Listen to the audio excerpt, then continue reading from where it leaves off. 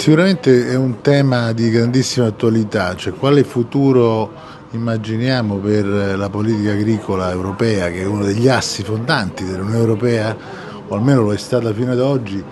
e che sta subendo, diciamo, delle pressioni striscianti, neanche tanto striscianti, che portano a depotenziare l'intervento europeo